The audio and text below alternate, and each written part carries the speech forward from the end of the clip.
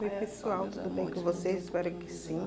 Mostrando aqui pra vocês que eu mudei um pouquinho meu visual, né? Cuidando um pouquinho da beleza dos meus cabelos, né? Que afinal de contas nosso corpo é templo e morada do Espírito Santo. E temos que cuidar, né? Da nossa autoestima, cuidar do nosso corpo, da nossa mente, do nosso coração. E aí, ó. Pra mudar um pouquinho. Amei o resultado. Eu amei o resultado. Temos que estar bem por dentro e por fora, né? O importante é eu gostar, né? Momentos difíceis, ficar no hospital com meu esposo quase 2 meses.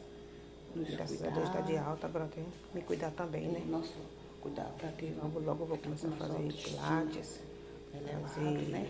funcional. Corpo, do tempo. E é isso aí, pessoal. Tem o tempo e morada do Espírito Cuidar. Santo. Temos que nos sentir bem.